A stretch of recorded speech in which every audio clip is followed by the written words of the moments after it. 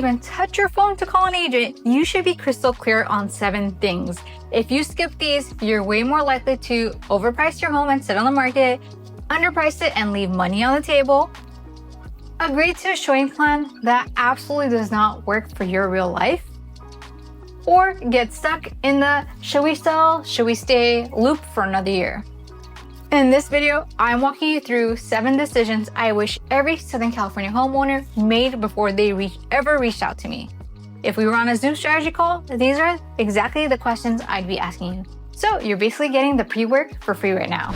Hey, I'm Rebecca, and you're watching Living in Southern California. I'm a SoCal Realtor and licensed professional clinical counselor, and I help people buy and sell homes across Orange County, the Inland Empire, and LA County, but I care just as much about your stress level as I do about your sale price. If you want more honest, practical, and slightly therapeutic real estate content, go ahead and click subscribe.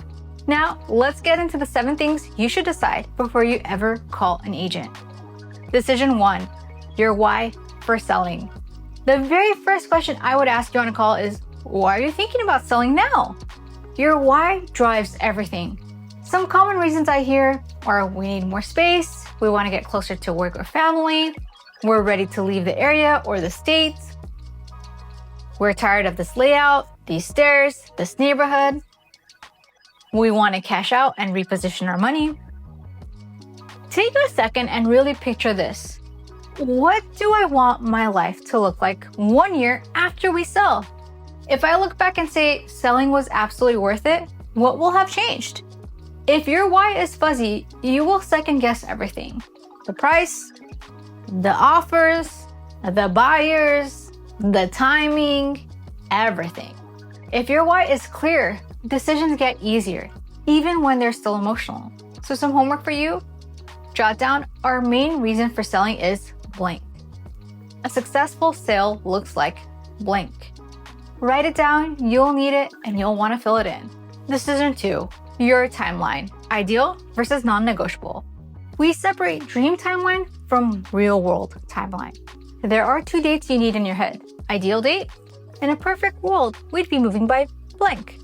A non-negotiable date, we absolutely must be moved by blank because of job, school, lease, or life.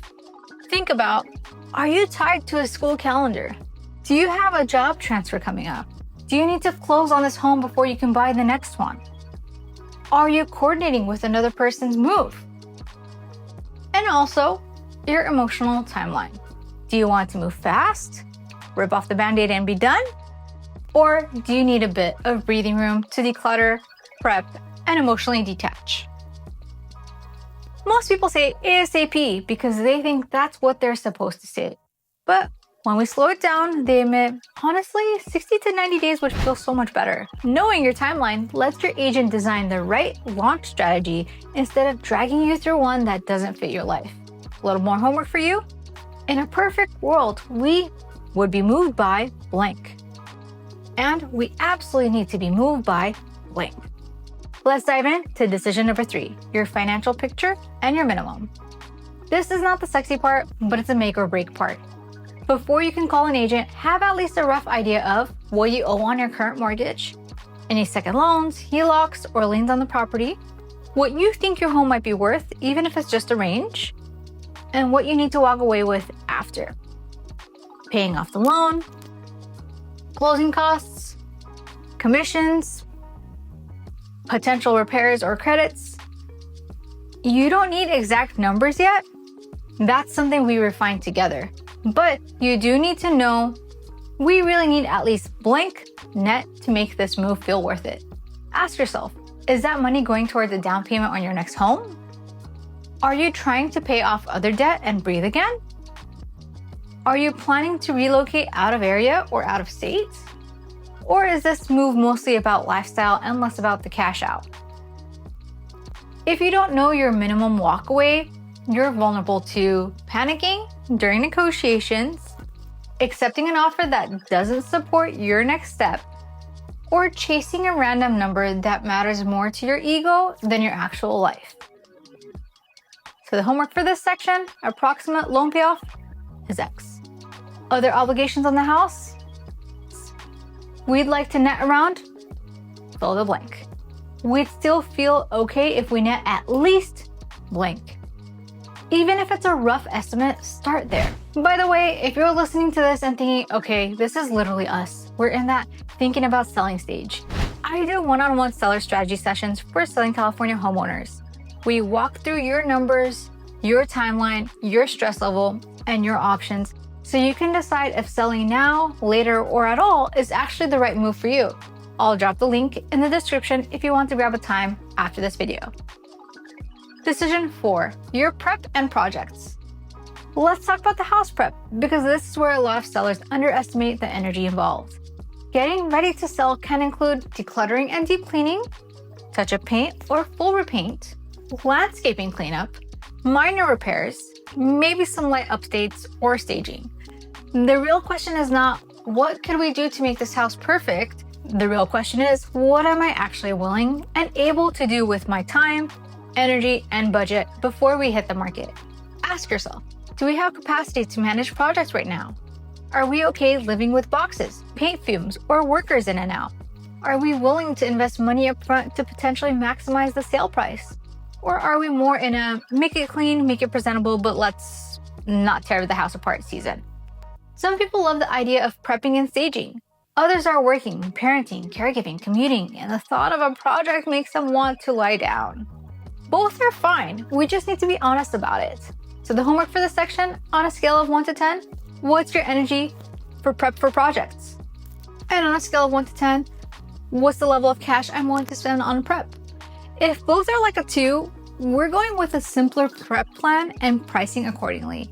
If you're at an 8 or 9, we can get more aggressive with presentation. Decision 5, showings in your daily life, the reality check. Let's talk about the showings, the part that sounds easy in theory and can feel chaotic in real life. Ask yourself, do we want open houses every weekend? Or would we rather do private showings by appointment? Do we have kids, pets, or work from home schedules that make it hard to leave on short notice? How much notice do we realistically need? 24 hours? Same day after 4 p.m.? Weekends only? You are allowed to have a life while you're selling your house. Some example of healthy boundaries can include, we're open to weekend open houses, but weekdays should be by appointment only. We work from home, so daytime showings are limited. Evenings and weekends are best. We have dogs, cats, so we need at least 2 to 3 hours notice to get them out and prep the house. If we don't define this ahead of time, you end up resenting the process by day 3 of, surprise, there's another showing. So the homework for this section, we are or we're not comfortable with open houses. Our preferred showing windows are XYZ, and pet, kid, work considerations include XYZ as well. Let's jump in to decision 6, your pricing mindset. This is where I need you to be brutally honest with yourself. Ask yourself, do I actually want the highest possible list price on paper or the best overall outcome in terms of time, stress, and what we net? Because those are not always the same thing. Here's what most people don't tell sellers. Pricing too high often leads to more days on market, price reductions, fewer showings, and sometimes a lower final price than if you just price strategically from the beginning. Pricing strategically, not underpricing, but placing the home where buyers see value. This often leads to more interest from buyers, better offers, more leverage, and a smoother experience overall. So which describes you more? I want to test the very top and I'm okay if it takes longer and feels stressful. Or I'd rather price smart, get strong activity, and keep my sanity. Also think about, am I ready to hear honest feedback about my home and price from the market and from my agent? How will I handle it if the feedback isn't all glowing?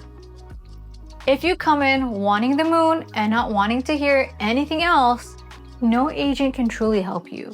If you come in saying, I want to understand the real numbers and make the smartest decision for us, we can build a serious strategy. The homework, go ahead and jot down my highest priority is highest possible price on paper or best overall outcome, price, timing, stress level. Let's jump into decision 7, what you actually want from your agent.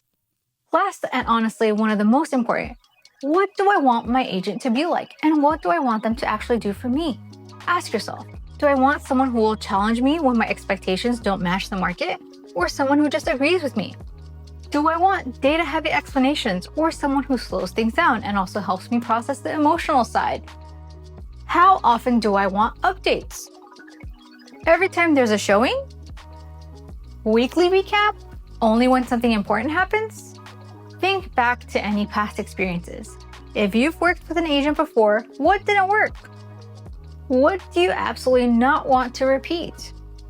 Also consider, do I want one main point of contact I can text or call easily? How important is it that my agent understands stress, anxiety, and decision fatigue, not just contracts and lockboxes? When you're clear on this, you will recognize the right fit faster, and you'll know when someone is not your person. So the homework for this decision, my ideal agent is pick 3 to 5 words, such as honest, direct, calm, data-driven. Then jot down, I want updates, daily, weekly, after showings, etc. Deal breakers for me and an agent include XYZ.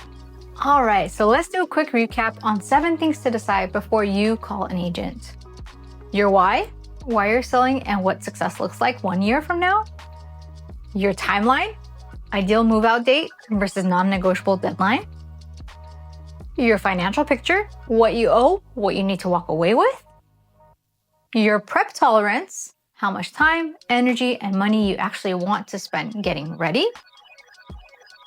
Your showing plan, what works and doesn't work for your real life, like kids, pets, and work. Your pricing mindset, biggest number versus best overall outcome.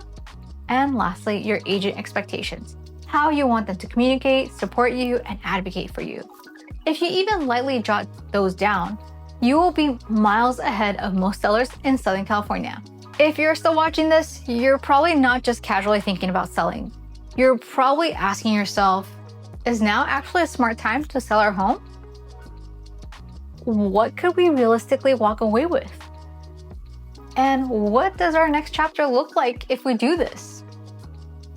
You do not have to figure that out with a random online estimate, a neighbor's opinion, and 12 conflicting YouTube videos. This is exactly why I offer one-on-one seller strategy sessions for Southern California homeowners. When we work together, we clarify your why and your timeline, look at your net proceeds in real numbers, not guesses, decide what's truly worth doing for prep and what's just expensive stress, build a showing plan around your actual life, and design a pricing and negotiation strategy that fits your specific city and your goals. So if you own a home anywhere in Southern California and you're even thinking about selling in the next year, book a strategy session with me and let's find out whether selling now, selling later, or not selling at all is actually the right move for you. So whether you're thinking about moving in 9 days, 90 days, or even 9 months, book a strategy session with me so we can get started on planning your real estate journey. Thanks for hanging out with me today, and I'll see you in the next one.